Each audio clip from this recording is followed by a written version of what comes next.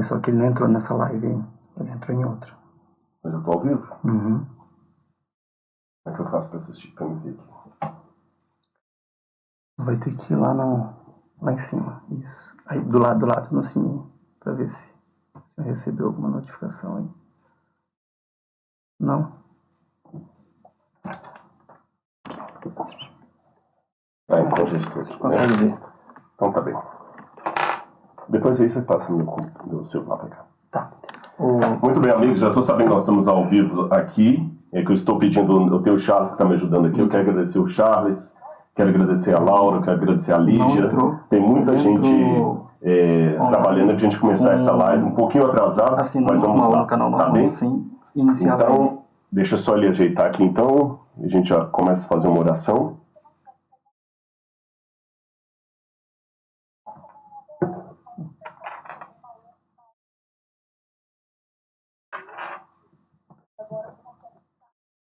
Ok.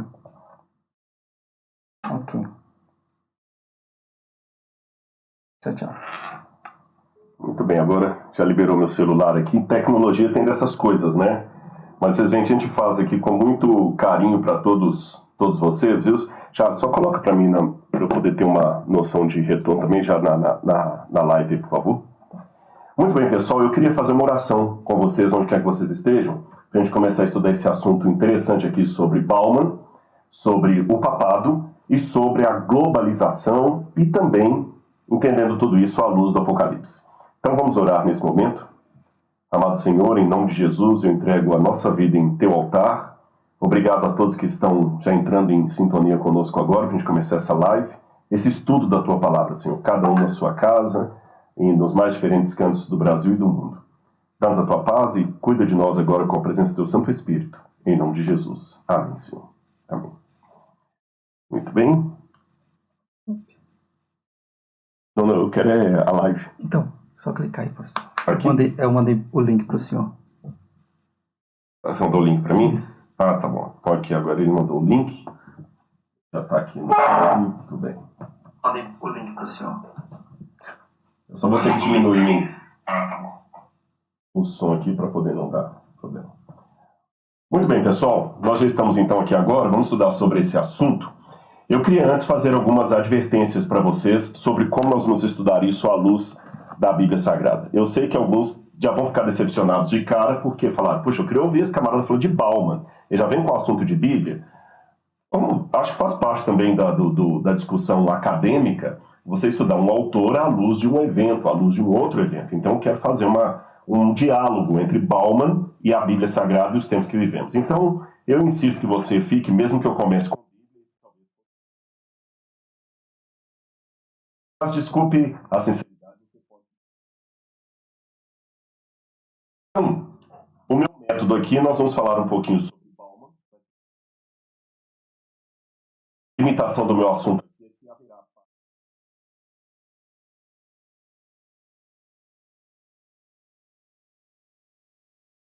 muita coisa, e mesmo que eu tivesse tempo, eu teria que ficar aqui 4 e aguento uma live tão grande assim, né? E é bom deixar sempre com um gostinho de quero mais, para que em outros momentos tenhamos outras oportunidades de continuarmos dialogando sobre esse assunto. Bem, o exercício que eu falei que vamos fazer aqui é de futurologia. Então deixe-me explicar para você a diferença entre 3 palavras. Futurologia, profecia e adivinhação. Não é a mesma coisa. Profecia é aquele fenômeno bíblico onde um profeta, um vidente, inspirado por Deus, anuncia profecias que podem ter relação ou não com o futuro. Muitos profetas da Bíblia não profetizaram nada em relação ao futuro. Falaram apenas acerca da denúncia de um rei que estava em pecado. Alguns fizeram parte da Bíblia, escrevendo partes da Bíblia, outros não escreveram nada, como é o caso de João Batista, que não escreveu nada. Desconheço alguma profecia de João Batista em relação ao futuro. Agora, quando vou para João do Apocalipse, ele já fala do futuro, isso é um profeta. O adivinhador é aquele que trabalha com búzios, cartomante, astrologia, coisas que a Bíblia não assina embaixo. E em terceiro lugar vem o futurólogo. O futurólogo ele não lança mão de nenhuma entidade superior, de nenhuma transcendência. Há futurólogos que são até ateus.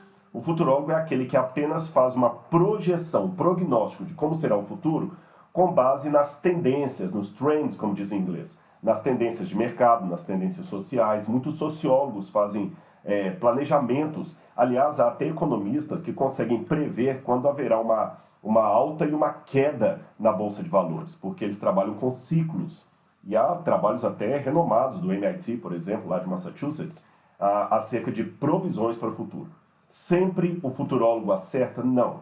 Há casos crassos de erro. Por exemplo, o fundador da IBM chegou a dizer, certa vez, eu acho que saiu daqui. Ele está mostrando outra coisinha aqui. Opa, perdão. O fundador da IBM chegou a fazer um prognóstico que no futuro haveria espaço para apenas 5 computadores no mundo. E hoje nós temos praticamente um computador em cada casa. Só um minutinho aqui, porque não está aparecendo eu mesmo na tela. Ele vai já voltar. Já vai voltar? Demora 20 segundos. Tá certo. Tá tendo um delay aqui, eu não sabia disso. Bom, então agora que você já sabe o que é um futurólogo, eu falei que o fundador da IBM errou, mas veja bem, eu não vou assinar embaixo cegamente tudo que o futurólogo diz, mas também não vou jogar fora tudo, porque geralmente esse pessoal são pessoas que trabalham com equações, com dados, com pesquisa analítica, gente séria, gente de um cabedal intelectual muito grande. Em terceiro lugar também eu quero fazer uma advertência aqui, que eu sou inimigo número 1 de teorias da conspiração, sabe? Eu não gosto dessa ideia de teoria da conspiração, e há um risco muito grande de quem trabalha com Apocalipse ficar trabalhando sempre assim, é agora, é esse presidente, é esse papa, é esse momento, e até marcando datas para o juízo final, e eu não gosto desse tipo de coisa. E geralmente são diagnósticos sem fundamento nenhum, é alguém que disse de alguém, que ouviu de alguém, e agora com esse tanto de fake news que tem na internet, é muito fácil você montar um dossiê repleto de bobagens. Illuminati, outra coisa mais. Aí você vai ver as fontes que o camarada usa, ele usa fontes pueris, revista Planeta, alguém que disse, um e-mail que alguém lançou, não tem nenhum artigo científico, não tem um dado sério. Então, eu também fico um pouquinho de pé atrás com esse exercício de teoria da conspiração. Por outro lado, eu também tenho preocupação com o outro extremo, que é o extremo daqueles que, para não caírem na teoria da conspiração, param de analisar os tempos.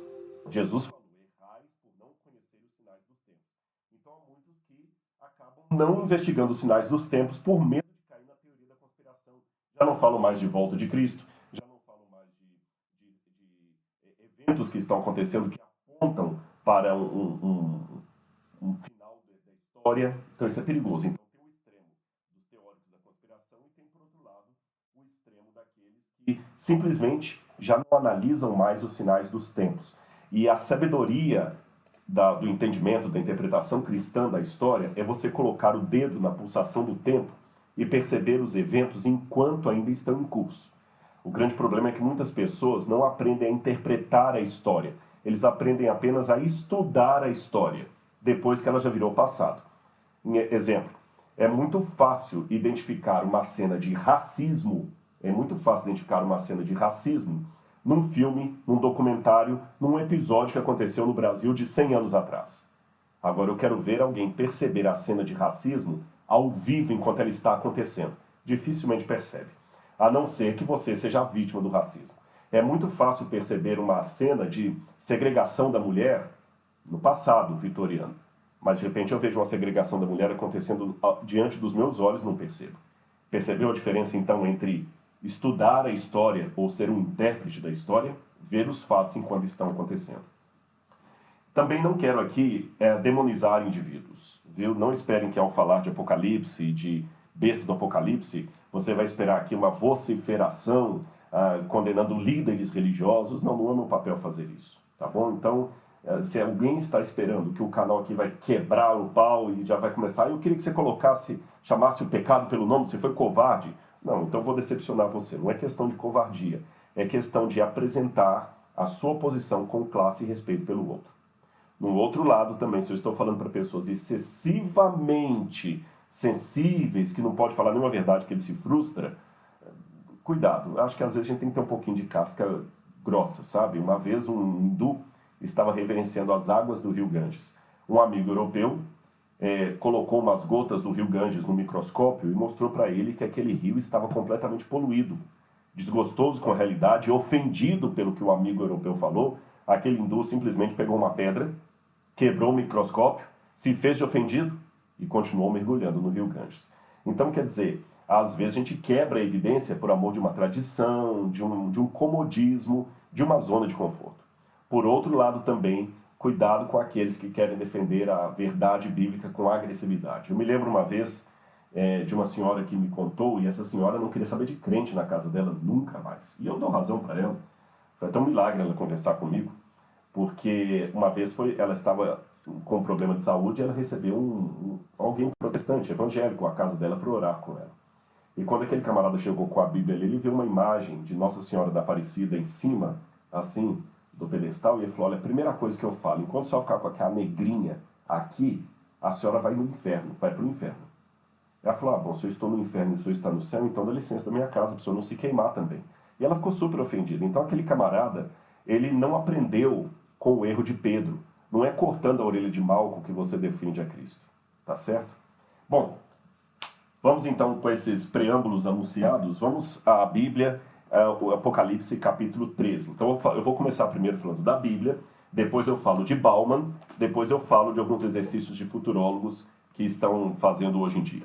Apocalipse capítulo 13, se você tiver a Bíblia na sua casa e puder acompanhar comigo, você vai ver que é um dos temas mais famosos do Apocalipse. Na verdade, Apocalipse 13, a besta dos 666, alguns dizem 666, que é um erro, que a Bíblia não fala que era 666, não é o 6 3 vezes repetido, é 666. Isso tem um significado exegético. A besta do Apocalipse já virou tema de filme, de terror, já virou tema de música de rock, se não me engano, Led Zeppelin tinha um disco, 666.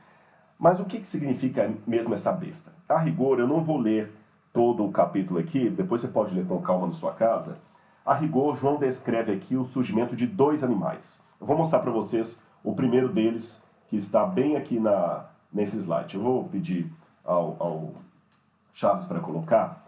Esse primeiro animal que aparece para vocês aí, até eu coloquei apenas para servir de ilustração. Isso aqui é uma tapeçaria do século XII, feita na França.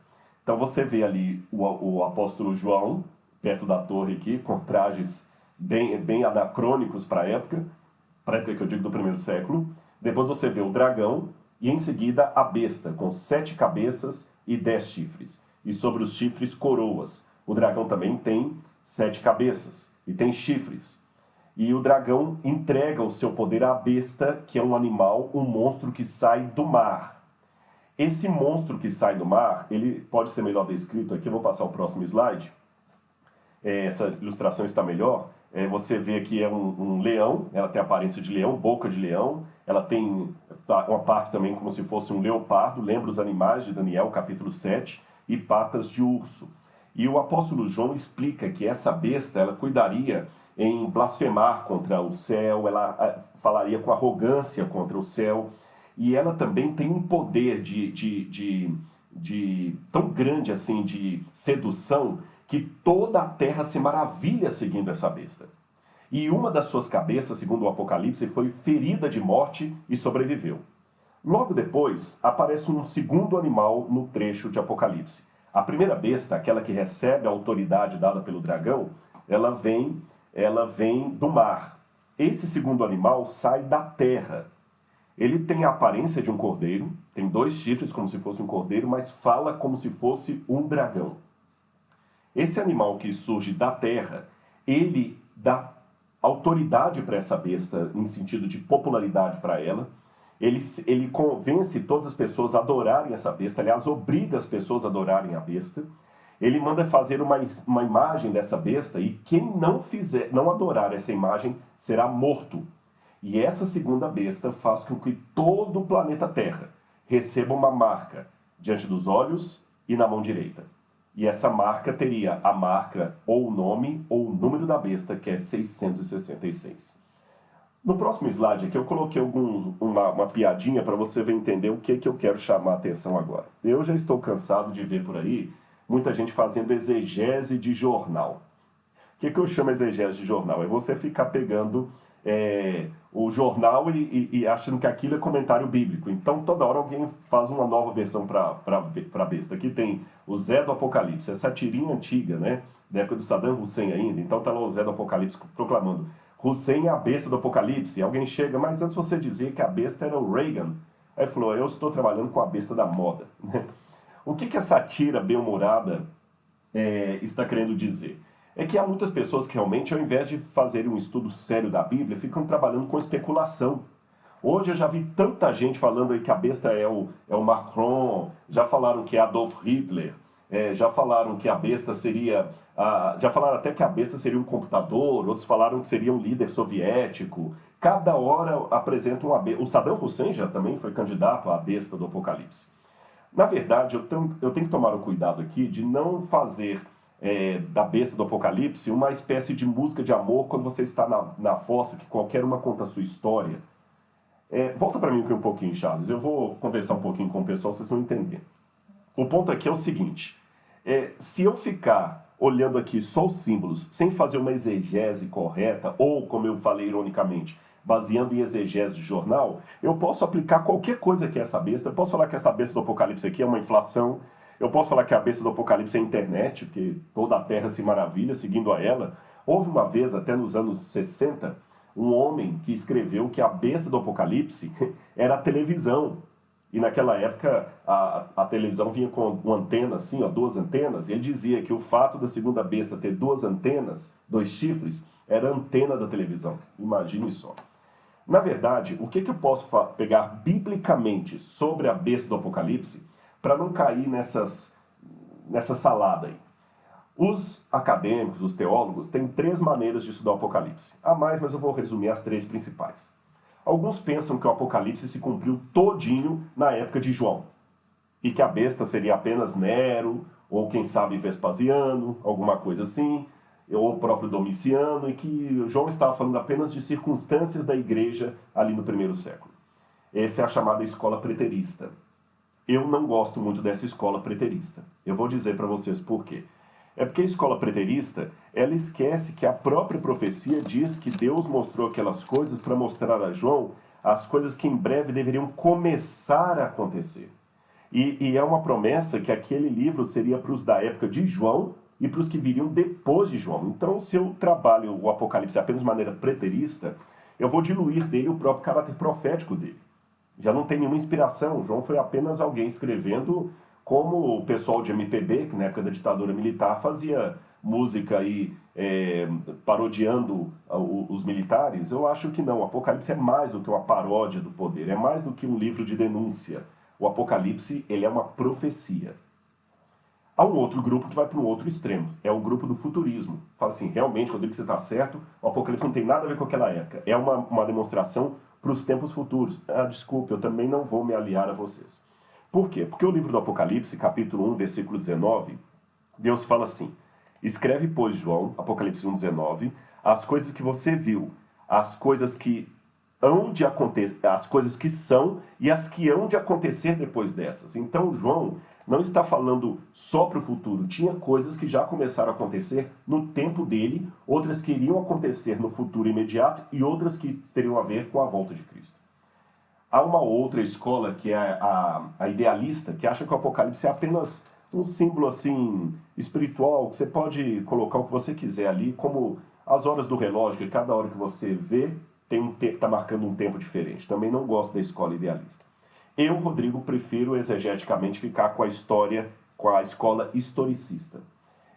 E para quem está estudando aqui comigo agora, que partilha de outra fé religiosa, deixe-me dizer que a escola historicista, ela foi defendida pelos pioneiros da Reforma Protestante, foi defendida por muitos padres católicos da patrística, foi defendida por muitos escritores medievais, foi defendida inclusive por muitos teólogos modernos, tá certo? Então eu prefiro essa escola de pensamento aí.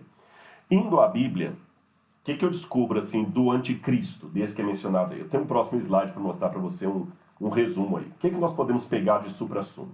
Bom, o anticristo parece ecoar o que a gente encontra em Daniel capítulo 7. Lá fala de um outro monstro que é muito parecido com o monstro do Apocalipse ali, não é?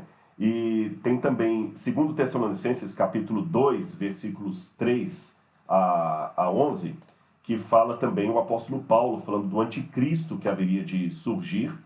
E esse anticristo, ele assentaria no trono de Deus, fazendo-se passar pelo próprio Deus. Nós temos também Apocalipse capítulo 3 e 17, que o 17 também dá uma informação sobre a besta. E o que eu descubro lendo esse capítulo assim, sem cair em muita especulação? Isso aqui eu acho que é ponto passivo. Este animal aqui, ele representa de alguma forma algum tipo de governo global, porque fala que todos os povos da terra se maravilharam seguindo a besta, e quando fala da segunda besta, aquela que vem da terra, fala também que todo mundo tinha que ter uma marca na fronte ou na mão, e quem não tivesse a marca da besta, o seu nome, o seu número, seria morto. Então parece algo de cunho global. Tem alguma coisa a ver com economia, que fala que não vai poder comprar nem vender quem não tiver a marca da besta. Também tem alguma coisa a ver com a liberdade civil e religiosa, porque todos são obrigados a, de alguma maneira, render culto à besta, de uma forma ou de outra.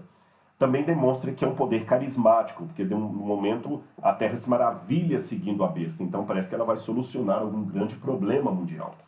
E, finalmente, também é um poder apóstata. O que é apóstata? A palavra apostasia, em grego, significa ruptura de uma aliança, quebra de um acordo. É o nome que se dá para todas as vezes que o povo de Deus trai a aliança de Deus. E Paulo falou que a volta de Jesus não aconteceria sem que primeiro viesse a apostasia e fosse revelado o filho da perdição. Então essa besta do Apocalipse, ela tem alguma coisa a ver com o cristianismo. Voltando aqui para mim agora, eu quero trabalhar melhor esse conceito para vocês. Vou sair do slide agora. Se a besta do Apocalipse tem alguma coisa a ver com o cristianismo, que é um poder apóstata, então eu não posso colocar aqui a besta como sendo a Rússia ou a antiga União Soviética. Não pode ser a ONU, não pode ser o budismo, nem o shintoísmo, nem o islamismo, porque o islamismo não se apostatou da verdade de Cristo. O apóstata é algum movimento que um dia pertenceu à verdade e rompeu com ela. Isso que é apostasia. Alguém que já nasceu no erro não pode ser chamado de apostasia. Então, esse animal aqui, lendo o Apocalipse, você vê que ele parece muito com Cristo, ele é uma paródia de Cristo. Por exemplo, no capítulo 4 de Apocalipse, o capítulo 5... Picotou o áudio. Ah, tá certo, o áudio deu... Eu vou voltar um pouquinho aqui. Eu falei que esse ser aqui do Apocalipse 13, ele é uma paródia de Cristo. Você vê que no capítulo 4 e 5 de Apocalipse, você vê o Cordeiro, que está no trono de Deus. O Cordeiro recebe o trono de Deus e senta no trono com Deus, e recebe a autoridade que lhe é dada por Deus. A besta recebe a autoridade que lhe é dada pelo dragão, e o dragão também oferece o seu trono à besta. O cordeiro, que representa Cristo, é visto por João como sendo um cordeiro imolado, esfrazo, que é o nome que está em grego, ele tem a sua jugular cortada, mas estranhamente o cordeiro está vivo, porque ele ressuscitou. A besta, da mesma maneira, ela tem uma das suas cabeças cortada, ferida de morte, mas ela está viva. Curioso isso. O Cordeiro de Deus tem o selo de Deus que ele coloca na fronte dos 144 mil. A besta tem a marca que ela coloca também na fronte e na mão direita. Então ela parece uma paródia realmente do Cordeiro de Deus. Aliás, é interessante, até quando fala que ela coloca a marca na fronte ou na mão, eu quero mostrar para vocês uma coisa curiosa aí. Se alguém for para Israel algum dia, vai ver uma foto muito parecida com essa aí. Esse jovem que vocês estão vendo aí agora, nesse momento, usando o kippá, esse chapeuzinho branco que os judeus usam, ele está no Muro das Lamentações. Você percebe que ele tem na testa dele uma caixinha preta. E enrolado no braço esquerdo, ele tem também umas tiras de couro. São chamadas de tefilim, e o da cabeça é o filactério. O que é o tefilim e o filactério?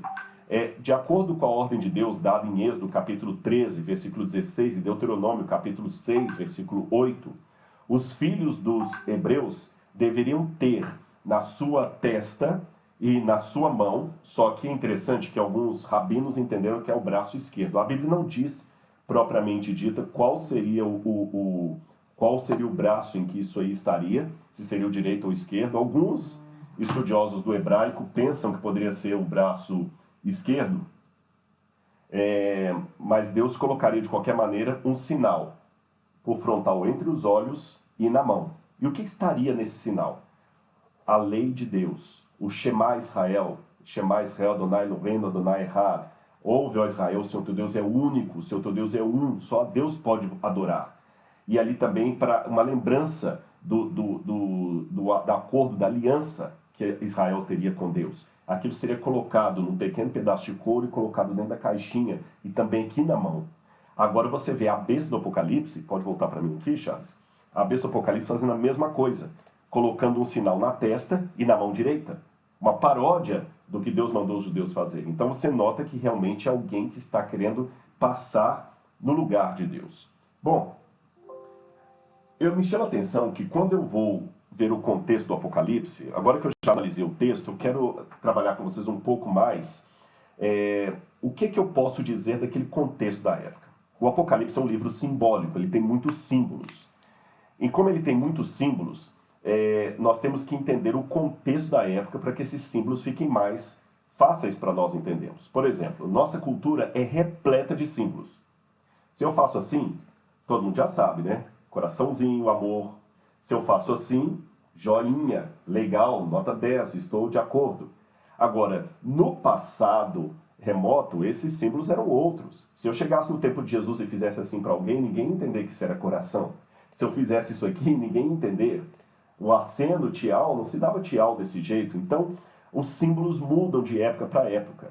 E a Bíblia, ela dialoga com os símbolos da época em que ela foi escrita, porque Deus queria colocar a mensagem de uma maneira didática que o povo pudesse entender. Se o Apocalipse fosse escrito hoje, talvez Deus usasse uma pomba branca como símbolo da paz. Tá certo? Mas daqui a 2000 anos, quando talvez o símbolo da paz fosse outra coisa, nós teríamos que... Como o símbolo da paz fosse outra coisa, nós teríamos que ter outra... Perdão, que acabou que alguém me ligou aqui. Como o símbolo da paz seria outra coisa, nós teríamos então que ter uma explicação do que era esse símbolo em nosso tempo. Compreenderam? Aí me chama a atenção que na época que João escreveu o Apocalipse, e mesmo antes, havia no Oriente Médio um símbolo de apresentar dois animais, um do mar, um da terra, como a simbologia máxima do mal contra os desígnios de Deus.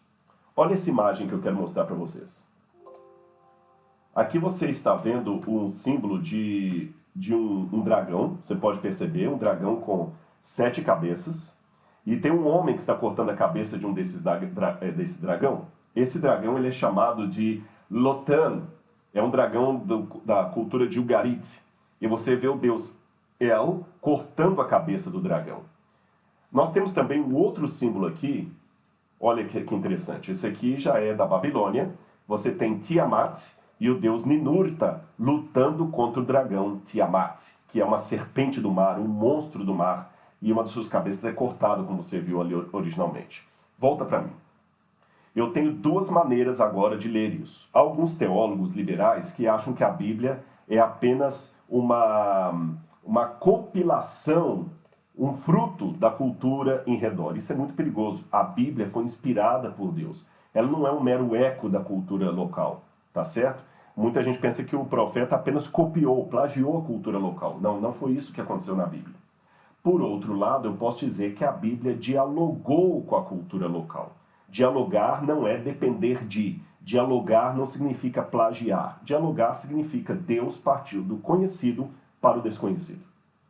E posso até trabalhar com a hipótese que essa tradição de interpretar dois animais como sendo o símbolo máximo das trevas contra o desígnio de Deus, já vem desde a época patriarcal, quem sabe passado até de Noé para os seus descendentes, e os povos pagãos que também saíram dali, acabaram pegando carona naquilo ali e deturparam, mas alguns símbolos continuaram. Se você olhar no livro de Jó, no final do livro de Jó, Deus luta contra dois animais, dois paquidermes, um animal do mar, chamado Leviatã, e outro animal da terra, o Behemoth. E o que eu aprendo da Bíblia? Esses dois animais, eles sempre são vistos como símbolo do mal, lutando contra o povo de Deus.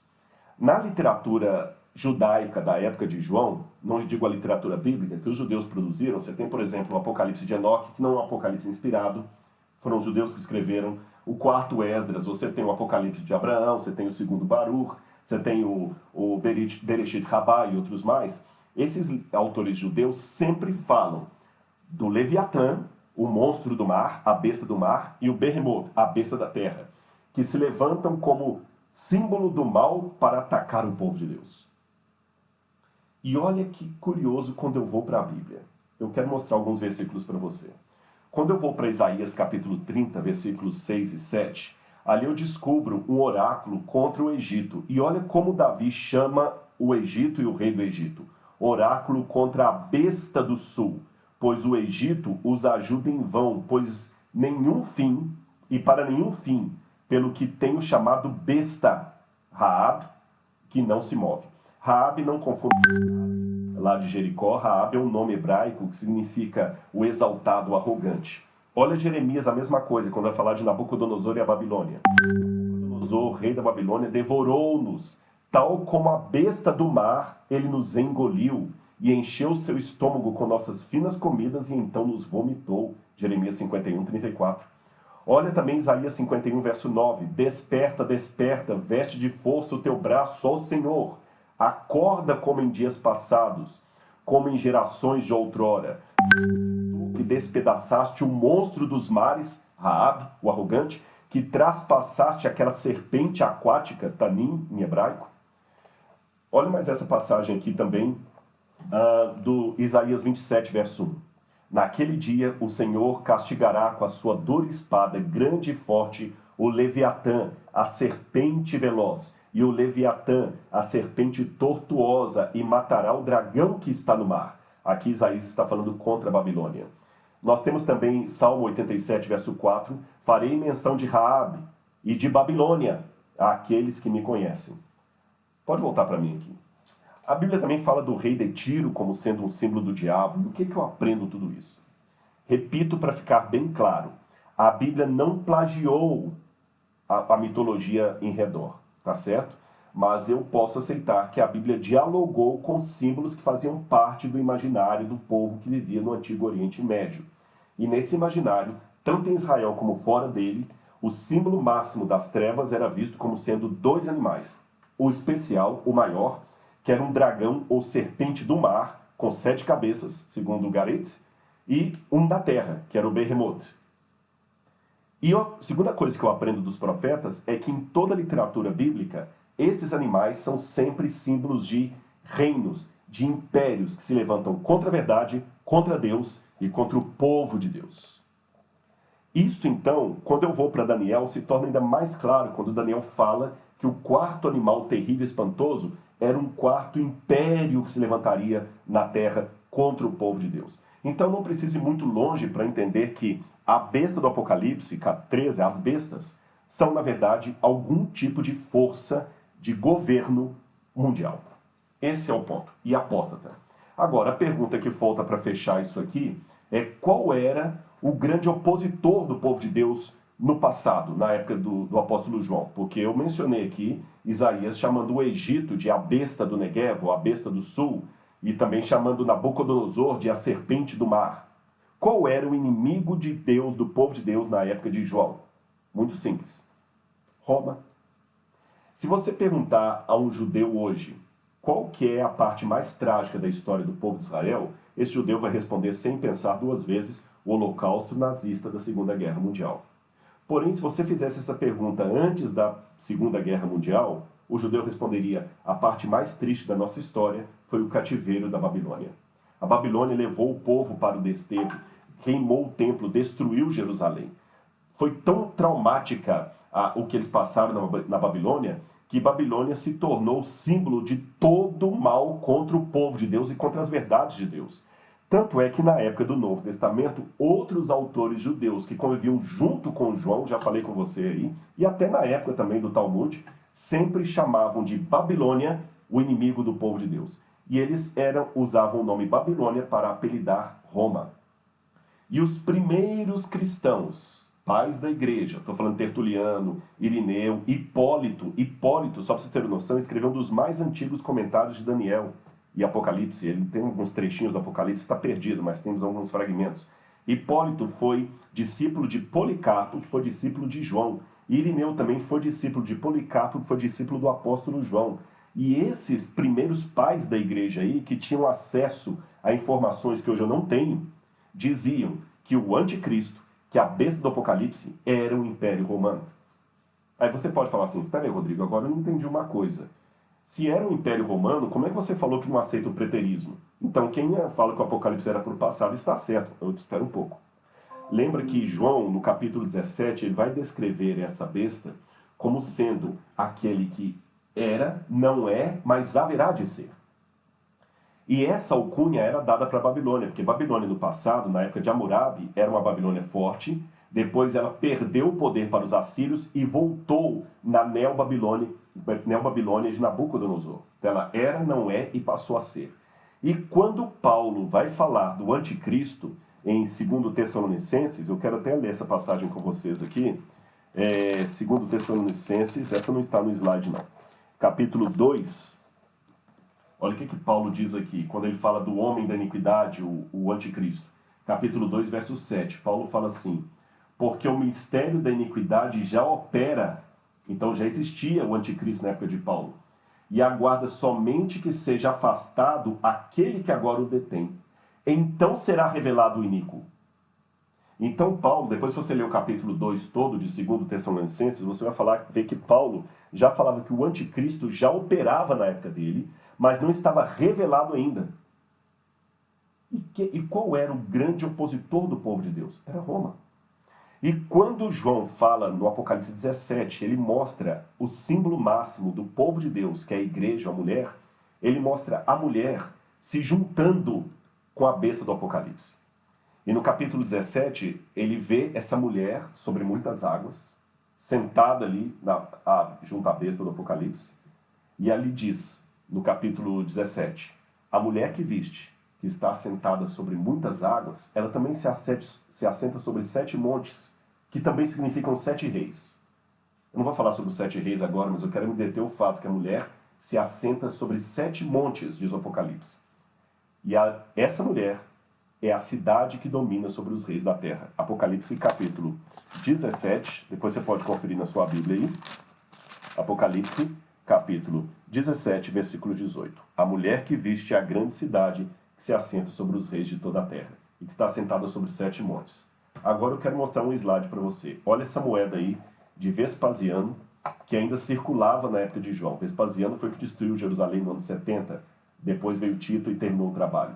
Você vê a arrogância de Roma, onde o imperador de um lado da moeda, ele é chamado de Augusto, Cesare, Vespasiano, filho de Deus, Deus, divino, e do outro lado você tem uma mulher sentada sobre 7 montes e chamada de Roma.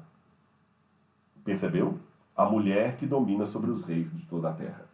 Então o que eu posso aprender até aqui? Pode voltar para mim aqui, Charles. Quando eu vou nos primeiros pais da igreja, Irineu, Hipólito, Justino eu estou em dúvida. Eu sei de Irineu, Hipólito, eu citei aqui Jerônimo, Tertuliano, Jerônimo, todos esses diziam unanimemente que a besta do Apocalipse era o poder de Roma. Quando veio a Reforma Protestante também entendeu que foi um grande desastre quando a igreja se juntou com Roma. Isto acabou trazendo um grande problema doutrinário, de perseguição, porque a igreja que antes era perseguida por Roma, ela passou a perseguir durante a Idade Média e outras coisas mais. Então, de alguma maneira, irmãos, esse animal terrível e espantoso aqui é uma união desastrosa do cristianismo com o Império Romano, como aconteceu na época de Constantino. Pena que eu ia ler para vocês um livro aqui agora. Eu acho que eu deixei lá em cima da mesa. Se você depois... Tem um livro chamado Escatologia Cristã, acho que ficou em cima da mesa ali, por gentileza. Eu quero ler esse livro depois no final para vocês, do meu ex-orientador. Bom, agora que eu já sei tudo isso aqui sobre a besta, eu vou fazer algumas perguntas para você, para a gente poder passar para o Bauman, tá bom? A pergunta é a seguinte. Como é que isso aqui... Obrigado. Como é que isso aqui vai acontecer? Um governo que é uma mistura de Roma com o cristianismo, apoiado por um outro governo aqui que é a besta que sai da terra, porque tem que ter um outro aqui, porque a primeira que sai do mar aqui, as pessoas ficam maravilhadas com ela, mas quem realmente faz a imagem da besta é a segunda que sai da terra. Como que isso aqui vai acontecer? Como é que os países muçulmanos vão aceitar uma hegemonia dessa, um poder mundial, como a Bíblia descreve? Isso é um absurdo. Os países muçulmanos, os países comunistas, não vão aceitar jamais um decreto mundial, como diz o Apocalipse. Quando eu estava conhecendo essas mensagens, eu tinha meus 13 anos de idade, eu lembro que na escola eu fui conversar com um diretor que era ateu. E eu lembro que ele riu da minha cara e falou assim, ah, menino, como é que olha... E ele era comunista na época, um comunista roxo. E ele falou o seguinte, você imagina a União Soviética, essa potência da União Soviética, você acha que eles vão abrir mão para Estados Unidos, para alguém dominar o mundo? Nunca! E eu, no auge da minha intelectualidade de 15 anos, discutindo com um professor que tinha mestrado até em sociologia, eu falei, professor, eu não sei como é não, mas eu sei que a União Soviética vai cair. Naquela época eu não podia nem sonhar em saber o que seria perestroika, glasnost, queda do muro de Berlim. Eu sei que a União Soviética não existe mais. Na época da Segunda Guerra Mundial, Hazel, que era um combatente no fronte, ele estava conversando com um colega e o colega falando, Hitler vai dominar a Europa, ele vai unificar a Europa. E o Hazel falou, não vai, porque a profecia falou que a Europa nunca mais vai ficar unida. Que isso, é absurdo! A Europa não se uniu até hoje. O Brexit está aí para mostrar que a Europa nunca iria se unir. Então, há coisas que a gente pensa que nunca vão acontecer, mas podem acontecer. Agora vamos fazer uma análise da atualidade. Vou deixar a Bíblia de lado e vamos ver se é possível ou não o mundo se unir. Aí eu vou me valer desse teórico chamado Zygmunt Bauman. Eu aconselho que vocês leiam o Bauman, vou mostrar a foto dele para vocês aqui. O Bauman morreu agora em 2017, foi uma perda, foi um grande intelectual, foi um dos maiores intelectuais do século XXI. Ele nasceu em 1925, passou por muitos problemas sérios. Ele passou pelo regime comunista, sofreu porque ele era judeu, foi expulso de Varsóvia, teve que sair, ele era polonês, saiu da Polônia, foi expulso de lá, os seus livros foram proibidos, ele migrou um tempo para o Canadá, depois ele foi para Tel Aviv, foi professor da universidade lá em Tel Aviv, mas também não foi bem aceito lá em Israel, depois ele acabou indo para a Universidade de Leeds, na Inglaterra, onde ficou até a sua morte como professor.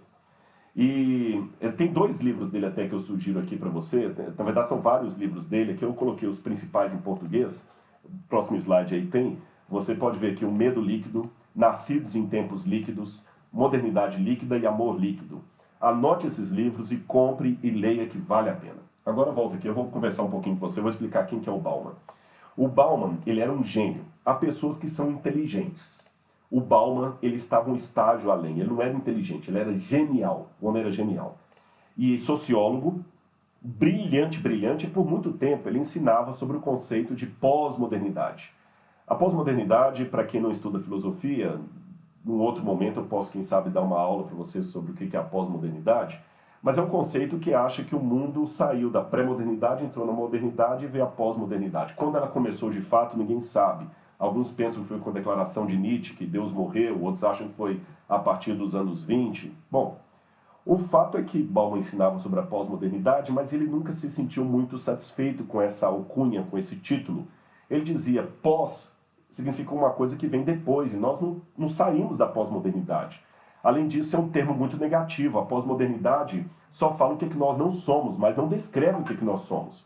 Já havia outros teóricos como Lipovetsky, que falava da ultramodernidade, que também não estavam muito satisfeitos. Alguns pensavam em modernidade moderna, que acaba virando uma redundância, até que, por volta dos anos 2000, 99, 2000, o Bauman iniciou com uma nova proposta, onde ele escreveu o livro Modernidade Líquida. Ele falou o seguinte, esquece esse negócio de pós-modernidade. Nós não saímos da modernidade, ela apenas modificou. Nós estamos numa modernidade líquida. O que Bauman quis dizer com modernidade líquida? O que Bauman quis dizer com isso? É o seguinte, na época da pré-modernidade, você tinha um centro na religiosidade, em Deus e nos reis. Era a monarquia e a mitra, a coroa e a mitra. A Europa era toda baseada em feudos, era a Idade Média. Só o que acontece? Quando veio as revoluções, vieram as revoluções, principalmente a queda da Bastilha na Revolução Francesa, e logo em seguida a Revolução Industrial, começou a modernidade. A data de aniversário da modernidade é difícil dar, não posso precisar assim. Ela começou numa terça-feira do dia tal, do tal, do tal. Até as pessoas ficam pensando quando é que começou mesmo a modernidade. Mas há esses dois marcos, a Revolução Francesa e a Revolução Industrial. A Revolução Francesa é um capítulo até muito sério na própria história da religiosidade. As Bíblias foram queimadas em Paris, uma prostituta foi colocada na igreja de Notre-Dame como sendo culto à razão. Terríveis coisas aconteceram. E os que surgiram depois disso estavam querendo criar uma nova etapa, uma nova época que chamamos de modernidade, onde eles iriam diluir toda aquela crendice medieval, aqueles ensinos medievais, aquele ensino em torno do sagrado, aquele ensino em torno de Deus. Eles queriam acabar com tudo aquilo ali, você entendeu? Não queremos mais saber de igreja. Antes não, antes o lema era Roma locuta finita causa est. Roma falou, acabou. Agora não, o lema era cogito ergo sum, penso, logo existo, era o racionalismo. Descartes, é lógico, vai ter uma visão mais cristã disso aí, mas começaram a haver muitos movimentos questionando a igreja, questionando o sagrado, questionando a teologia. A ciência começa a nascer na modernidade, aí, o experimentalismo. Aí você tem Stuart Mill, você tem Galileu Galilei, Copérnico, e essa revolução toda aí. E aos poucos foram deixando Deus de lado. Segundo Bauman, o homem, o ser humano, quis criar uma situação mais sólida do que a primeira. Ele não gostava da solidez do início. Então ele pretendeu criar uma situação mais sólida. Porém, quando começou o século XX, essa ciência, que seria a libertadora das pessoas, começou a trazer problemas e aos montes. Problemas ecológicos, poluição que não tinha. A medicina, que parecia tão avançada, ela parecia ficar correndo atrás do prejuízo, porque há muito mais doenças hoje do que havia no passado. Os vírus estão mutando, então toda essa mudança criou um caos no mundo, que a nossa sociedade hoje ela é difícil de ser definida justamente por isso, ela é líquida. E qual a característica de um líquido, de uma água, por exemplo? É que ele toma a forma do invólucro do recipiente no qual ele está. Se eu pego uma água e coloco numa garrafa de refrigerante, ela vai ficar no formato da garrafa de refrigerante. Se eu tiro da garrafa de refrigerante e coloco num copo, ela vai ficar no formato do copo. Se eu tiro do copo e coloco no aquário redondo, vai ficar no formato do aquário. Então essa é a característica do líquido. Ele não tem característica. Ele assume aquele formato de onde ele está. Mas você não consegue segurar o formato dele, porque se você quebrar o aquário, a água na mesma hora sai, ela não mantém o formato do aquário. E assim é a nossa sociedade. Bauman percebeu, por exemplo, que nós hoje vivemos tempos, relacionamentos, amores, sensações, responsabilidades líquidas, que não se firmam em nada. A grande frustração de nós que vivemos na sociedade líquida, ou na modernidade líquida, é que nós somos herdeiros daqueles que pretenderam criar a utopia possível. Quando você lê os primeiros sociólogos, Durkheim e outros mais, você vê que eles pensavam que agora eles iam criar o paraíso na Terra. Mas não criaram. Não criaram o paraíso na Terra. Nós estamos sem fundamentos, nós estamos sem base. Por exemplo, vamos falar dos governantes. O que Bauman percebeu? As empresas se tornaram mais poderosas do que os governantes. Realmente, hoje quem domina o mundo não são os governos, são as empresas. As empresas estão mais poderosas. A velocidade da tecnologia tem trazido uma situação de estresse, de angústia, que nós estamos abarrotados de informação, mas não de formação. Hoje um dos grandes dilemas da educação é que elas estão informando, mas não estão formando jovens. Hoje a pessoa não pode falar mais que ele é formado na escola, ele é informado na escola. E essa velocidade acaba trazendo também um aspecto psicológico complicado para as relações que também são líquidas. Olha que interessante, hoje as pessoas, eles fazem milhares de amigos no Facebook. Mas que tipo de amizade é feita no Facebook? Eu no Facebook lá eu tenho 200 mil amigos, que o Facebook hoje fala de seguidores, curtidas, mas no início eram amigos. O Instagram, você fica lá olhando quantas pessoas curtiram a sua foto, mas é uma relação líquida, não são amigos, não é amizade de verdade. É uma amizade assim, que você conecta muito fácil. É fácil arrumar amigos pela internet, é fácil até arrumar namoro pela internet. Você pode criar um perfil falso e arrumar uma namorada. Você pode fazer um joguinho de computador e jogar com colegas em todo lugar do mundo. Só que essa relação também, ela é fácil de conectar, mas ela é fácil de desconectar. A hora que eu não quiser mais a pessoa, eu bloqueio nas minhas redes sociais, ele não entra mais. Eu bloqueio no WhatsApp, ele não liga mais para mim. Então, é uma relação que liga e desliga, conecta e se desconecta com muita facilidade. As pessoas não querem mais relacionamento duradouro, não querem compromisso. Olha, por exemplo, como é que isso vai nas empresas. E o Bauman, gente, ele foi gênio, não é qualquer um que percebe isso, é igual Einstein. Físicos e físicos olhando, mas só Einstein percebeu a teoria da relatividade, a relatividade entre o tempo e o espaço. O Bauman é outro desses gênios, que ele fez uma leitura. Lembra o que eu disse no início dessa live sobre a futurologia? Não é um exercício certo, mas também não é uma besteira. As pessoas, eles pensam para falar o que estão falando. Ele consegue diagnosticar os tempos em que estamos vivendo. Primeiro eu estou falando de diagnóstico, depois eu vou falar do futuro, que Bauman prevê. Então, nesse diagnóstico, ele notou coisas que agora eu vejo faz sentido mesmo. Por exemplo, como eu falei, não é uma relação permanente a questão líquida, a sociedade líquida. As pessoas não querem coisas duradouras, eles querem coisa rápida. E realmente, por exemplo, na época que eu fiz o mestrado, eu era obrigado a ler os clássicos, livros dessa grossura. Hoje não, hoje o que está fazendo sucesso na internet aí é 12 minutos. Tem um aplicativo chamado 12 minutos. Como é que você fica sabendo o conteúdo de um livro em 12 minutos? Ninguém quer ter o trabalho de ler um livro. Os clássicos hoje, como dizia Mark Twain, é um livro que todo mundo queria ter lido, mas ninguém quer ter o trabalho de ler. Então, ele só lê alguma coisinha na internet lá e acha que está sabendo sobre aquele livro ali. As pessoas não querem ficar muito tempo no emprego. Eu lembro que o meu pai, ele trabalhou uma parte do tempo dele na Central do Brasil, na Rede Ferroviária Federal. Ele aposentou na Central do Brasil. E eu lembro do orgulho do meu pai em dizer, olha, meu primeiro emprego, a carteira assinada foi aqui, fiquei aqui até... Era bom você ter uma carteira assinada durante 20, 30 anos no mesmo emprego. Isso mostrava estabilidade. Hoje não, as pessoas mudam de emprego como mudam de roupa. As pessoas não querem ficar no mesmo emprego muito tempo. As relações se tornaram pueris. Os jovens hoje, muitos jovens estão tardando até casamentos, porque ele já está passando pela quinta, sexta, sétima, oitava, 11ª namorada, e ele já não sabe quando é que vai casar. As pessoas não querem coisas duradouras. Até com a igreja isso está acontecendo. Você sabe que tem alguns estudos feitos pelo Barna Institute lá dos Estados Unidos, que mostra que a média de permanência de muitos recém-convertidos na igreja é entre 3 e 5 anos. No passado, a pessoa se convertia para a religião e ele ficava e os filhos dele iam nascendo ali, e os netos, e você entrava numa igreja adventista, Assembleia de Deus, metodista, você tinha muitas famílias ali que já era a terceira, quarta, quinta geração de adventista. Hoje você entra nessas igrejas que eu citei aqui, apenas à guisa de ilustração, e você tem pessoas que converteram há 2, 3 anos, e as que de 10 anos atrás já estão no outro ministério, nem estão ali mais, ou desviaram, apostataram. É um reflexo da sociedade líquida.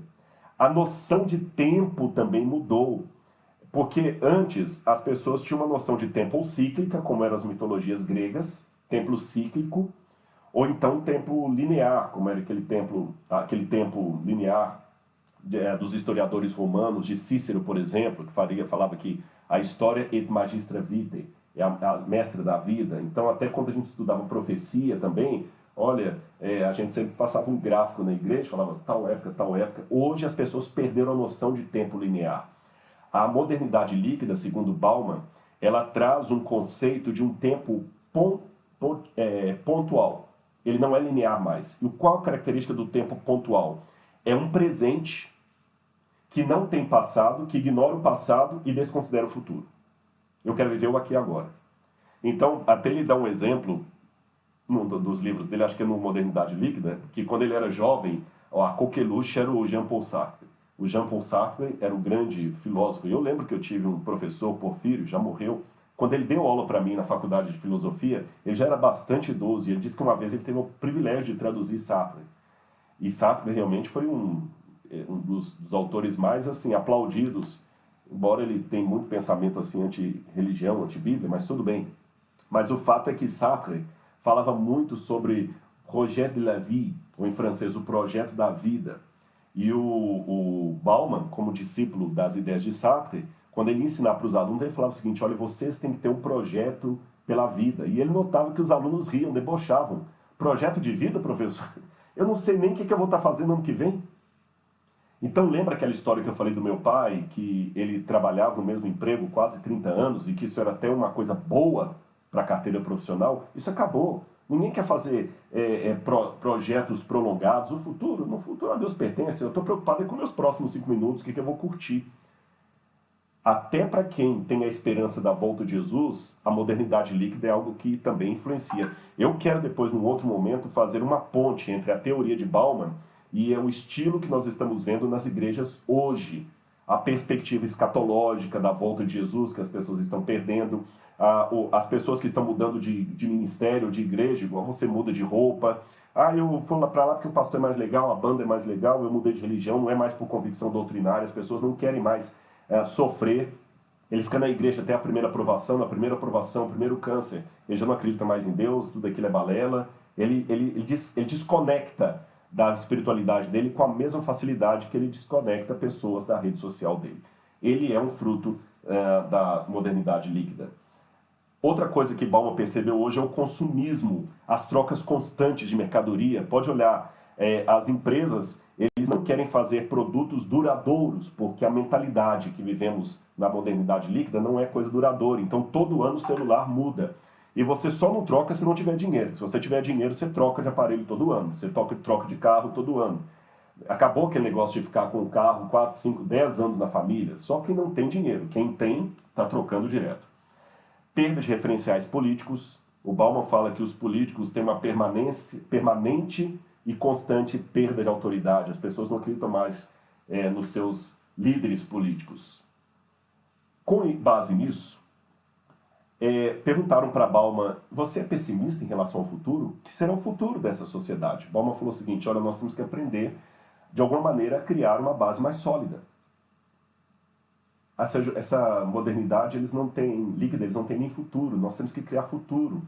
Há o aspecto moral também que os jovens perderam, porque o aspecto moral é completamente líquido. As pessoas que o meu corpo é meu, eu faço o que eu quiser, não tem mais ideia de conjunto. As ideias da modernidade líquida, apontava Bauman, é aquela ideia que assim, eu amo a humanidade, mas odeio meu semelhante. Né? Eu pego uma bandeira pelos jovens da África, mas eu odeio meu vizinho. Então, quer dizer, é muito isso aí.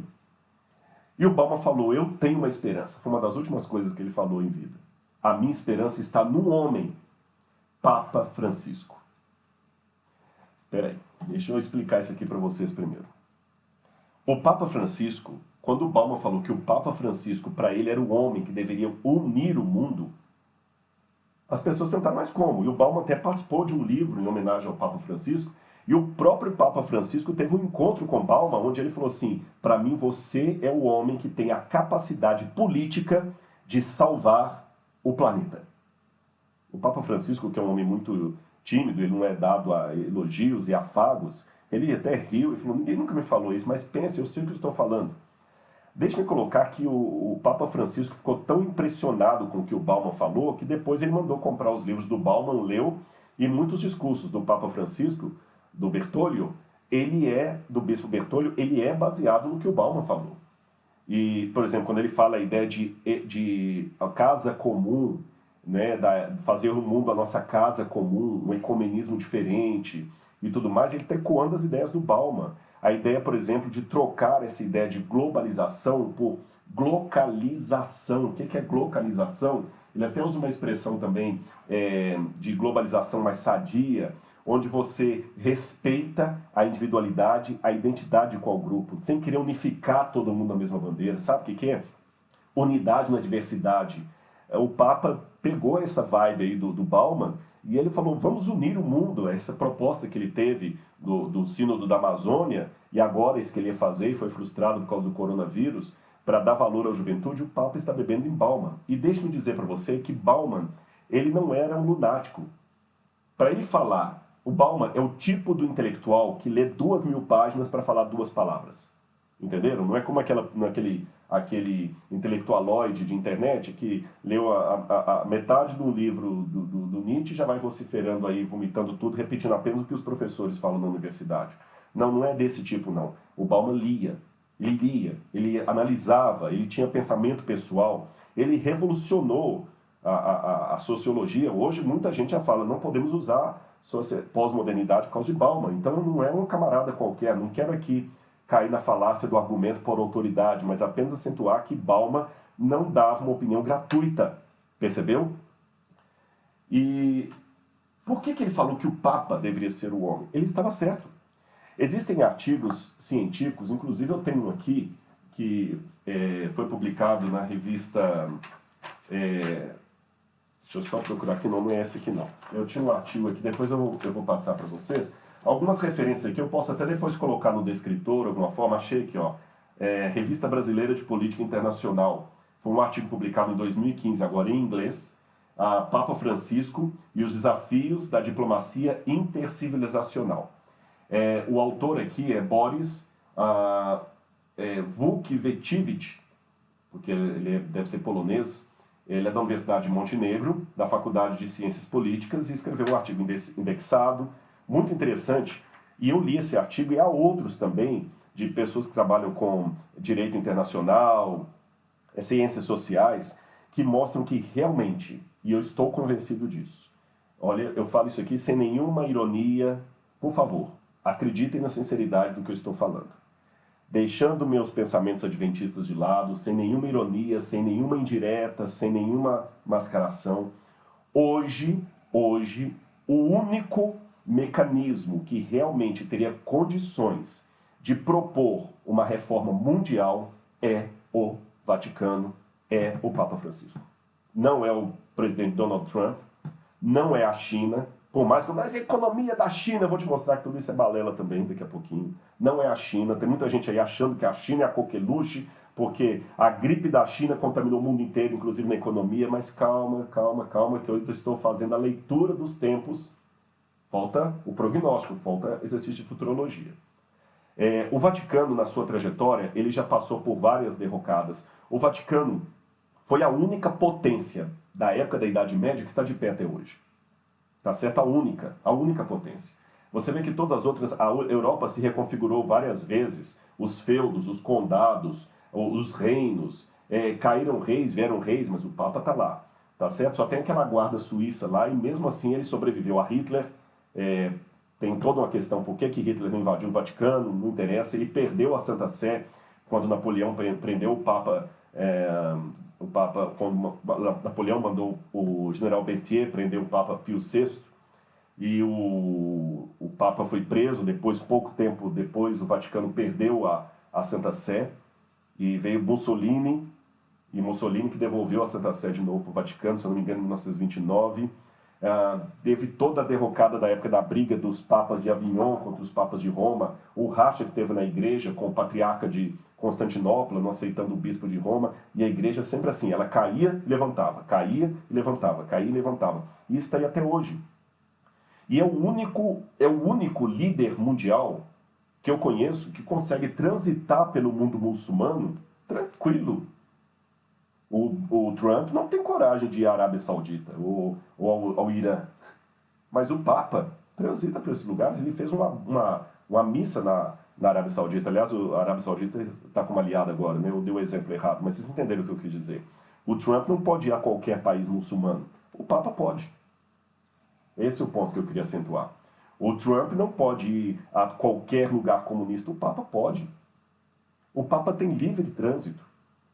Ele é um camarada carismático. Ele não tem um passado de sujeira. E esse filme que veio agora, Os Dois Papas, ele veio a propósito. Não foi sem graça. Há coisas por detrás de tudo isso. E o que há por detrás de tudo isso? Eu quero mostrar para vocês um livro que me chamou muita atenção, que eu li esses dias. Próximo slide aqui. The Portening Instinct. A Cultural History of Humanity's Search for Meaning. Esse é um livro de Jeremiah Lant. Ele é um escritor. Ele trabalhou muito tempo com redes sociais. É um gênio também, brilhante. E esse livro é fantástico. Eu li esse livro. Ele fala, ele fala de algumas coisas muito próprias, parecidas com o que o Bauman fala. Não é religioso, não é crente, não é teólogo, tá bem? E agora, recentemente, ele escreveu um artigo sobre o coronavírus. E ele colocou o seguinte: o coronavírus já soletra o fim da era neoliberal. O que vem a seguir? E ele coloca uma pergunta. O coronavírus é uma política crucial, esmagando e refazendo todas as normas correntes, reformulando todas as normas correntes. Será que essa nova era haverá de ser uma fortaleza da Terra ou prenúncio de uma sociedade transformada baseada no novo coleção de valores? no novo conjunto de valores. E o que ele quis dizer com isso aqui? Gente, primeiro ele faz alertas terríveis. E eu fui até checar alguns alertas dele para ver se não eram fictícios. Eu gosto de checar as fontes e eu confirmei que era verdade. Em 2017, mais de 15 mil cientistas de 184 países fizeram uma declaração conjunta de alerta à humanidade que o tempo está se esgotando e em breve será muito tarde. Esses mais de 15 mil cientistas de 184 países escreveram: em breve será muito tarde. Nós poderemos acabar caindo num caminho do qual não haverá mais volta nessa trajetória. E me chama a atenção, eu vou pedir licença aqui, muita gente vai falar da Ellen White agora. Olha, se eu citei Bauman, se eu citei o Papa, se eu citei Jeremiah Lent, que se eu citei, às vezes eu cito até ateus, citei Sartre, por que eu não posso citar Ellen White? Tá bom? Se você tem algum problema com a questão profética dela, um amigo pastor que eu gosto muito falou comigo: Rodrigo, o seu problema é essa Ellen White, ela vai te trazer complicações. Eu falei: pastor, não, desculpe-me. Pelo contrário, ela me traz muita coisa boa. Olha a reforma de saúde que nós temos aí, muitos conselhos dela são maravilhosos. E eu fico tranquilo, porque eu não preciso de Ellen White para nada do que eu acredito, no sentido que a minha doutrina vem da Bíblia. Eu quase nunca cito Ellen White no púlpito, é só a Bíblia e só a Bíblia. Só vou citar Ellen White aqui porque me chamou a atenção isso, tá bem? Então, se você ficou chateado que eu citei Ellen White aqui, ouça como eu citei Sartre, tá bom? Só isso. Uma vez eu estava conversando com um amigo meu, Dr. Alberto Tim, e sobre algumas coisas ele falou que é interessante que Roger Kuhn havia mencionado que Ellen White fazia um prognóstico também, que no futuro a unificação do mundo, o decreto dominical, eu explico isso numa outra palestra, viria por 4 coisas básicas: uma grave crise moral em termos mundiais, e desastres econômicos, ecológicos, de transporte. Eu fui correr atrás do que o Dr. Tim tinha falado e achei a fonte do livro de Roger Kuhn, e ele até está na tela para vocês. E me chamou a atenção, por que eu coloquei essa citação de Ellen White? Porque o Jeremiah Lent, ele coloca justamente os mesmos pontos que Ellen White coloca, os mesmos pontos. E Bauman também coloca os mesmos pontos, quase na mesma ordem. Que hoje nós temos uma grave crise moral, estou citando os 2 autores que eu mencionei, o Bauman e o Jeremiah Lent, crise moral, crise econômica, crise ecológica e crises no transporte. Por quê? Uma das coisas que Bauman percebeu que a Revolução Industrial trouxe um problema. Muita gente mudando de um lugar para outro. As migrações estão muito mais rápidas e em maior volume. Você vê o problema hoje da Europa com a crise de imigração. Por isso que o coronavírus tem uma característica muito pior do que a gripe espanhola de 1918, se eu não me engano. Muito pior do que a gripe espanhola. Porque hoje a movimentação das pessoas é muito rápida. E a economia também está em crise. Olha que interessante isso aqui. Isso é o Jeremiah citando também. Dos 2.153 bilionários que tem no mundo, eles têm mais riqueza do que 4,6 bilhões de pessoas. Eu fiquei tão assustado com isso que eu falei assim: não, peraí, eu vou procurar a fonte. Eu fui lá no World Economic Forum e realmente está lá, em Davos foi colocado esse dado. Volta para mim aqui, por favor. Eu quero olhar para você agora, que eu quero citar para você o que foi dito aqui. 2.000 e poucos bilionários têm 60% do PIB de todo o planeta. Então a coisa é muito séria. Hoje a riqueza do mundo não está nas mãos dos governos. 60% de toda a riqueza produzida no mundo está na mão de 2.000 e poucos bilionários. Isso é muito sério. Isso não pode continuar. E antes que alguém pense que isso pareceu até uma defesa minha ao socialismo, não, também não é. Eu vou explicar o que o Bauman disse. E o Jeremiah Lent também fala a mesma coisa. O mundo antes vinha toda aquela ideia de economia à base de escambo e tudo mais. Aí, com a vinda da burguesia, nasceu o capitalismo, tá bem? O capitalismo e o neoliberalismo que vem depois é a intervenção mínima do Estado sobre a riqueza. Quanto menos o Estado interferir na riqueza e no comércio, mais o próprio comércio vai se autorregular. A Igreja Católica ensinava muito a ideia de ter um paraíso, o céu e tudo mais, e a penitência na terra. Mas os protestantes, quando nasceram, Max Weber está aí, eles entenderam que o capitalismo seria a chave que os tiraria do catolicismo. Então, muitos protestantes, Lutero mesmo falava muita coisa a favor da economia e tudo mais, a Alemanha ali e tal, começa a endossar o capitalismo. E o capitalismo, junto com a Revolução Industrial, parecia ser o salvador da pátria. Marx coloca uma contraproposta que seria o comunismo, o socialismo. O que acontece hoje? O mundo hoje não dá conta de continuar capitalista mais. O neoliberalismo está com os dias contados. E como o Jeremiah falou ali, o coronavírus pode estar prenunciando o fim do neoliberalismo. Por quê? Porque agora vai dar um crash em cadeia nas bolsas de valores, que as pessoas vão ver que não dá mais para confiar 60% da economia do planeta na mão de 12 mil pessoas. Por outro lado, o socialismo também não corresponde a isso, porque todas as potências que se tornaram socialistas, União Soviética, Moçambique, Cuba e outras mais, se mostraram um fracasso. Você nunca viu um americano fugindo a nado para Cuba, mas você viu um monte de cubanos fugindo a nado para os Estados Unidos. Você nunca viu um alemão que estava do lado de cá do muro fugindo para a Alemanha Oriental. Você via alemães da Alemanha Oriental tentando fugir para o Ocidente. Então, acho que só esse dado já mostra que, se o comunismo fosse uma coisa boa, nós teríamos pessoas que viviam no regime capitalista fugindo para países comunistas, e não o contrário. Então, o comunismo também não dá conta mais da realidade. Mas o capitalismo neoliberal também está com seus dias contados. Não é uma questão da opinião do Rodrigo, gente. Não é uma questão que eu quero. É uma questão de outro jeito. Ó, só para vocês terem noção, eu fui pesquisar os dados lá no World Economic Forum e eu descobri que em 2018, esses 2.000 e poucos bilionários detinham 50% da economia mundial. Quer dizer que em um ano eles subiram 10% do PIB mundial para a mão deles.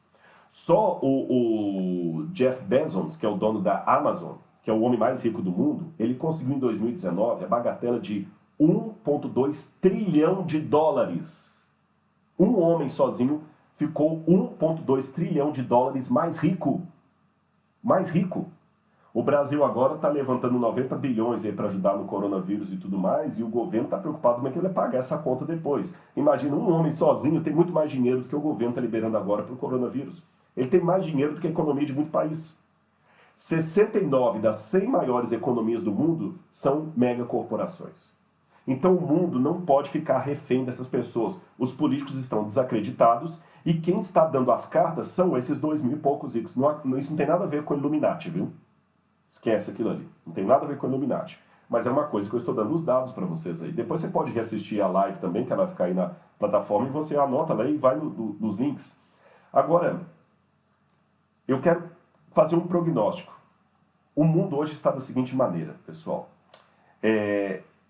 Imagine uma casa, é uma parábola que eu, Rodrigo, estou criando para você entender. Já estou quase terminando, viu? Imagine uma casa onde você tem 5 crianças bem travessas, brincando sozinhas e correndo, e uma casa que está cheia de estilete, de faca e arma de fogo municiada. E nenhum adulto para tomar conta dessas crianças. Você já imaginou o perigo? Repito a minha comparação. Uma casa com 5 crianças bem travessas, sozinhas, correndo, brincando, e dentro dessa casa tem objetos cortantes, tem arma municiada e ainda material inflamável e fósforo. Que perigo, não é? O que você precisaria numa casa dessa? Um adulto urgentemente para tomar conta dessas crianças. Ótimo. Se você entendeu essa parábola, você entenderá o que está acontecendo no mundo hoje. Nós temos 5 crianças que estão no mundo soltas, perigosas, e não tem quem as controle. Uma dessas crianças é a internet. Quem controla a internet? Você pode colocar na internet um vírus que pode apagar dados de bancos do mundo inteiro. Um hacker mal intencionado aí pode arrebentar com a economia do mundo na internet. E quem é a pessoa que controla a internet em nível mundial? Ninguém, nem Estados Unidos. Economia. A economia está bem especulativa. Você vê, cai a Bolsa de Valores de Tóquio, você pode fechar sua fábrica amanhã porque caiu a Bolsa de Valores em Hong Kong.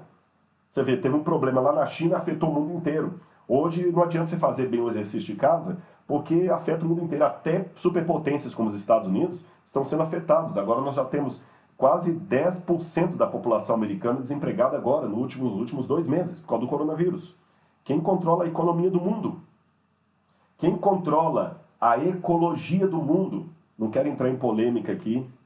Eu respeito muito o nosso presidente Bolsonaro, e meu papel aqui não é falar sobre política, mas quando ele falou a Amazônia é nossa, ponto, não é bem assim. A Amazônia é do Brasil, mas ela não é do Brasil. Porque se nós acabarmos com a Amazônia, o mundo inteiro apaga. Gente, ó, mostrou, a China não cuidou bem do vírus dela lá, eu tô preso na minha casa por causa da China. Nunca fui à China. Então, hoje, quem controla os problemas ecológicos do mundo? Não adianta nacionalismo. Aliás, uma das coisas que o Obama fala é que nós temos hoje uma globalização vivendo junto com o nacionalismo ultraconservador, mas os dois estão brigando, porque a Coca-Cola está no mundo inteiro, mas os Estados Unidos são protecionistas, então rebenta com o mundo inteiro. Então, hoje, você não pode ter nem nacionalismo, nem globalização, tem que ser glocalização.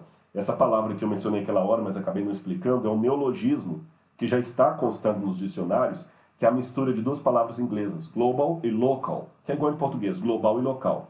Glocalization, glocalização. É você ter uma união dos povos, mas mantendo a independência de cada um, a identidade própria de cada um. Quem controla, então, já falei, internet. Quem controla economia? Quem controla economia? Quem controla tráfico de drogas e de armas no mundo? No mundo. O camarada apronta aqui, foge para o Paraguai e está livre. E, por fim, quem controla também as migrações de pessoas migrando para a Europa, porque o país dela está ruim, não é bom para o europeu que muita gente migre para lá, é bom que o país do outro esteja bom para ele ficar lá e vir aqui só passear. Essas 5 crenças estão perdidas e nós precisamos de um governo único no mundo hoje. E vários autores, Yuval Harari, o próprio Bauman, e outros que eu poderia citar para vocês aqui, Sam Altman, eu citei vários aqui, ó, o Elon Musk, do Vale do Silício, o Mark Zuckerberg, que é um camarada também muito inteligente, todos esses falam, gente, o mundo tem que ter um governo único, não tem como. Não tem como, nós vamos para um governo único. Se não tivermos um governo único que mantenha a independência dos países e regule isso aqui, nós vamos falir.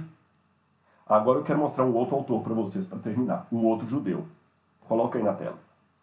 Yuval Noah Harari, professor da Universidade Hebraica de Jerusalém, onde eu tive a oportunidade de estudar, é lógico, com o Departamento de Arqueologia. Yuval Noah Harari escreveu o livro Homo Sapiens, Homo Deus, e o agora completando a trilogia 21 lições para o século XXI. A ideia de Yuval Harari, pode passar para mim agora, por favor? A ideia de Yuval Harari é que nós vamos, no futuro, ter uma época pós-emprego. O que ele quer dizer com uma época pós-emprego? E quando eu estou colocando essas opiniões, eu quero repetir o que eu falei do Bauman. Esse pessoal, gente, é gente intelectual, cientista político, cientista social, é gente que debruça e lê bastante, pensa para falar. Não é gente que está pensando com garrafa de cerveja na mão, não é bem essa coisa. E o Yuval Harari, que hoje está sendo lido e ouvido por todo mundo em redor do mundo, ele diz que os algoritmos vão nos dizer o que queremos. Pode voltar para mim. Eu quero explicar o que ele quer dizer com isso aqui. Pode tirar essa tela aqui. Yuval Harari, ele fala que essa época pós-emprego é o seguinte. Nós vamos chegar a uma época em que a inteligência artificial vai substituir o ser humano. Trocando em miúdos. Quando inventaram o carro, o carroceiro virou chofer de táxi. Tá bem? Mas quando inventaram o drone, o piloto de avião não pode virar drone. Ele pode virar um controlador, mas um controlador consegue controlar vários drones, não precisa mais de tantos pilotos. A diferença de quando inventaram o carro para substituir a carroça é que o drone não substitui apenas o avião, ele substitui o avião e o piloto. Quando vieram o 5G, e hoje já estão falando em várias coisas, como carro automatizado, hoje muitos cálculos, você não precisa mais contratar a pessoa para fazer, porque o computador calcula. Daqui a uns tempos não precisaremos mais de tradutores, porque cada vez que passa, os aplicativos de tradução estão ficando mais precisos, de modo que as empresas, as editoras, não vão precisar mais contratar um tradutor, porque é só colocar o livro lá, eu quero que esse livro saia ao mesmo tempo, em japonês, chinês, alemão e coreano. Beleza, já sai lá, o computador já traduz automaticamente. Hoje, Gente, isso aqui é sério. 45% dos empregos atuais não durarão até 2030. 45% dos empregos atuais estarão, segundo os prognósticos dos futuristas, estarão dispensados entre 2030 e 2050. 45%. E não pense só que eu estou falando do chão de fábrica, que eu estou falando só do camaradinha que fica de telemarketing, não. Eu estou falando também de alguns trabalhos como de CEOs, médicos, executivos, até professor. O EAD está desempregando muitos professores, porque hoje o que acontece? Você faz um mestrado, um doutorado, grava uma aula para o EAD, a universidade vai lá, compra a sua aula e that's it, você vai para sua casa, porque você não vai, no ano que vem não precisa de você em sala de aula, eles colocam a sua fita para os alunos assistirem fita, né? O seu arquivo para o aluno assistir, o seu vídeo. Então vocês notem, muita coisa está se tornando dispensável. Então o Yuval Harari pensa assim, no futuro, menos de 10% da população, ou 15%, vai ter emprego. E o que vão fazer com 90% desempregado? A solução para ele vai ser justamente tornar a economia do mundo, e ele não está sozinho, não. Bill Gates também, no Estrada para o Futuro, já falava disso lá nos anos 90. Nós vamos substituir o papel moeda por uma informação geral, e os governos vão dar para as pessoas um abono salarial. Como assim, Rodrigo? O governo agora não está dando uma bolsa de R$600 para as famílias por causa do coronavírus? O que o Yuval Harari diz é o seguinte, o governo vai dar bolsas. E todo mundo vai ganhar com isso. Olha como é que é a matemática que eles fazem. Tem muito economista dizendo a mesma coisa, inclusive gente do MIT, viu? O que eles querem dizer com isso? Se eu tenho uma empresa, é melhor para mim ter uma máquina trabalhando para mim do que um empregado, porque a máquina não tira férias, a máquina não entra em licença maternidade, a máquina não atrasa, a máquina não precisa pagar curso de reciclagem para ela nem de atualização. O erro da máquina é o mínimo do mínimo do mínimo possível. Eu preciso apenas de uma máquina e um técnico para a máquina, mais nada. Para mim é mais barato pagar a máquina do que ter 4, 5, 10, 15 funcionários. É melhor. É melhor numa empresa de contabilidade eu ter uma máquina fazendo os cálculos do que eu ter 5 funcionários ali atendendo as pessoas. A máquina faz num tempo muito mais rápido, a máquina não reclama, a máquina não faz greve, a máquina não tem líder sindical. A inteligência artificial é uma beleza para o empresário. E ao mesmo tempo, os governos conseguem tirar o PIB mundial das mãos de tão poucos. Aí o que acontece? As máquinas, as inteligências artificiais começam a trabalhar. E o produto interno bruto gerará mais impostos para o governo, porque o dinheiro que o empresário estaria pagando com salários, ele paga metade para o governo e economiza metade. E o governo distribui esse dinheiro para que as pessoas possam gastar o seu tempo, como é o exemplo que o Yuval Harari dá, os judeus religiosos de Israel, que eles não trabalham, os ortodoxos, mas ganham uma pensão do governo só para estudar a Torá. E ele fala, em Israel isso funciona muito bem. Não teremos problema de desemprego, não teremos problema de... E será muito mais fácil. A economia do mundo vai fazer muito bem. E vamos deixar que os algoritmos digam o que nós somos. Por exemplo, o Yuval Harari ele fala, eu era gay e nem sabia que eu era gay. Fui aprender que eu era gay com 21 anos. Agora, os algoritmos não, a inteligência artificial, ela consegue perceber meu código genético, ela consegue perceber o que eu sou. E interessante que o Bauman fala que um dos problemas da sociedade líquida é que nós não temos identidade, a perda de identidade, nós não sabemos quem nós somos. Os jovens não sabem o que eles querem fazer. Pode olhar, tem muito jovem já fazendo o primeiro, o segundo ano da faculdade e ele nem sabe se é aquilo que ele quer para o resto da vida dele. As pessoas não têm mais identidade, não têm valores. Então, para que se preocupar com isso, diz Yuval Harari? Deixe a inteligência artificial preocupar por você. E eu tenho certeza que muitos jovens hoje vão preferir ficar em casa na internet, porque tem que sair para trabalhar, e o governo pagando um salário. Eu sei que falar assim parece muito doido, gente. Para mim também pareceu muito doido. E eu estou repetindo para vocês de maneira muito rápida e assim, resumida. Estuda mais isso que eu estou falando, viu? Estuda mais isso que eu estou falando. Também é muito doido quando Einstein falou pela primeira vez que o tempo dobra e que o tempo é relativo ao espaço. Também soou muito louco. E hoje a gente sabe que Einstein era um gênio. Esse pessoal está fazendo um prognóstico que está me pondo para pensar. E eu quero terminar com a frase de Yuval Harari. Os algoritmos vão nos dizer o que queremos. Eu não preciso saber o que eu quero. O algoritmo vai dizer para mim. O algoritmo vai me ajudar a escolher a minha marca de camisa, vai me ajudar tudo. Vai ficar mais barato comprar tudo, porque todo mundo vai ter um bom soldo. E o que diz o Apocalipse mesmo? Aqui está a sabedoria. Aquele que tem entendimento calcule o número da besta, pois é número de um homem. E não poderá comprar nem vender aquele que tem a marca, o nome ou o número da besta.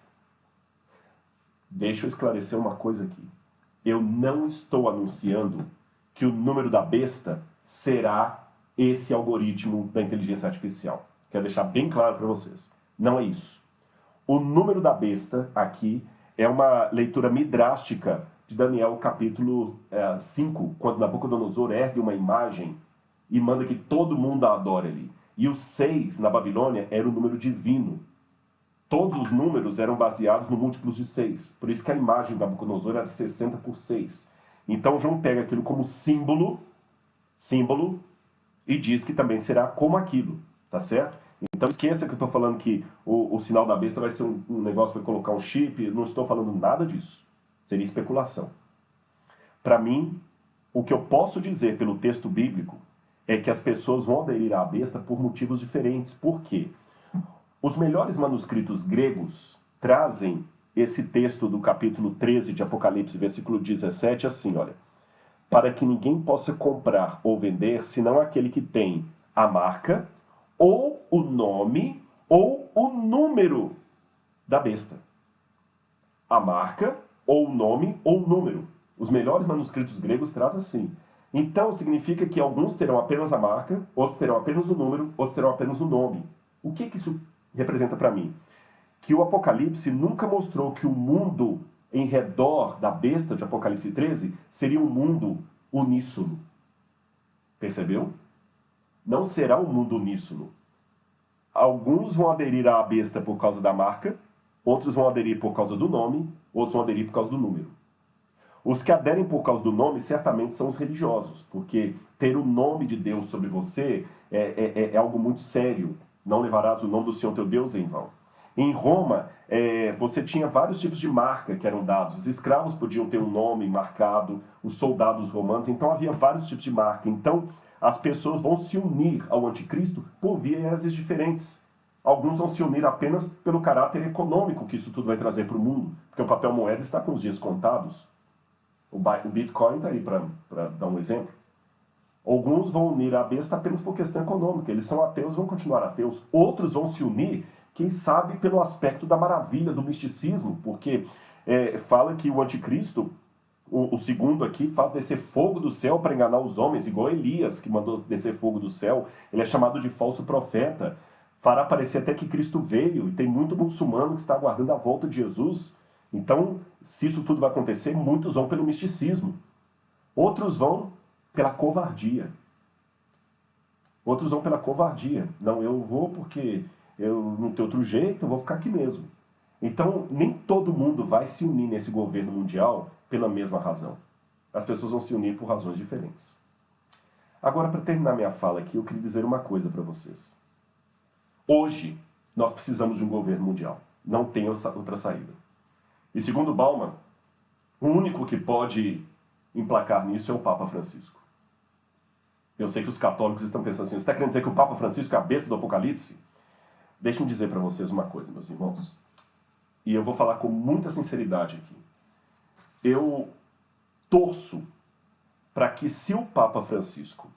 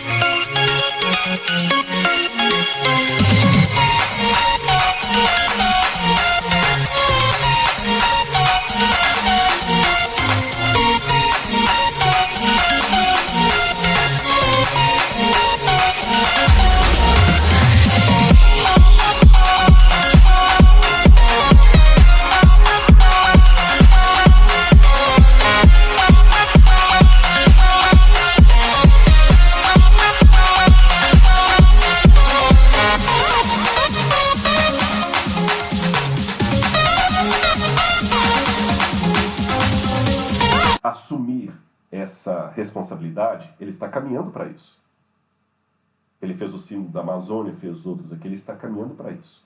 Se ele assumir essa responsabilidade, eu torço para que o Espírito Santo trabalhe no coração dele, que ele não faça nada que vá contra a palavra de Deus. Porque, mesmo sendo adventista, eu admiro a figura do Papa Francisco, do cardeal Bergoglio. Sabe, ele tem virtudes que eu admiro, que eu bato palma. Por isso que eu falei, frustram aqueles que pensavam que eu ia aqui malhar o Papa, detonar com ele. Pra quê? Não vou ganhar nada fazendo isso. Quando eu falo que eu admiro algumas virtudes dele, eu estou sendo sincero. Um camarada que, sendo cardeal, andava de ônibus lá em Buenos Aires, um mês antes de se tornar Papa, o homem andava de ônibus. Quando ele virou Papa, ele teve coragem de ligar para uma pizzaria pedindo uma pizza, porque ele não queria incomodar o pessoal da cozinha. Um homem simples, um homem que dorme numa cama simples como a minha. Um homem que dispensa a pompa, um homem cordial, que ri, que conversa bem com a juventude. Eu admiro isso. São virtudes louváveis. E até, puxa vida, pensando no Bergoglio, ser humano por quem Cristo morreu, o argentino, a pessoa física, pensando nele, a pessoa física, eu peço a Deus que toque no coração do Papa para que ele não faça nada que comprometa a salvação dele. Católicos, esse é o meu pedido sincero e eu conclamo vocês a fazer o mesmo pedido a Deus.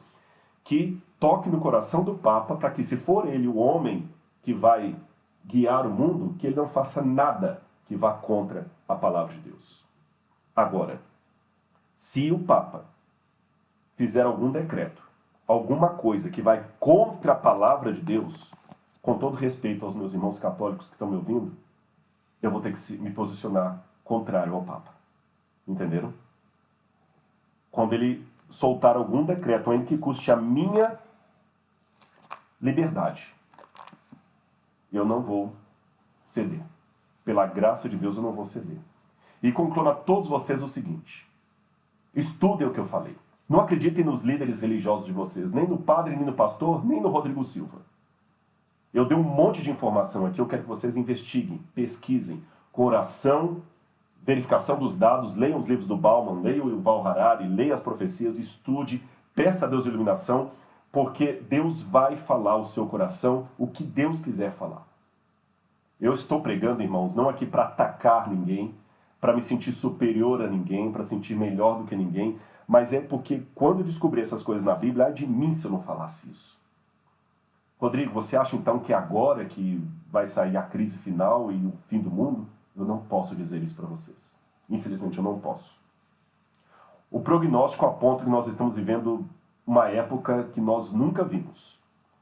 O prognóstico aponta que o mundo agora está caminhando para todas as características que foram pautadas nas profecias. O meu desejo, que é diferente da minha certeza, o meu desejo é que Jesus possa voltar antes do final da quarentena.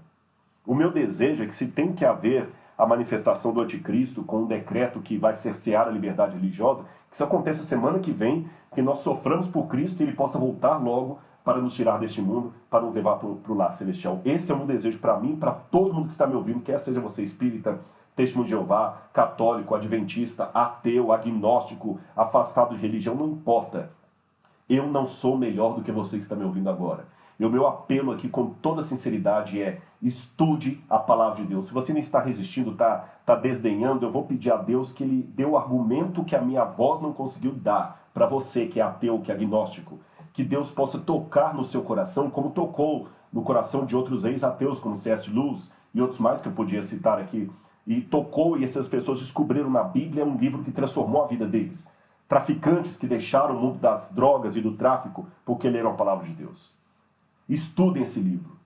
E se acontecer qualquer decreto que vá contra aquilo que a palavra de Deus apresenta, meu conselho: seja como os amigos de Daniel diante da imagem de Nabucodonosor. Não ceda.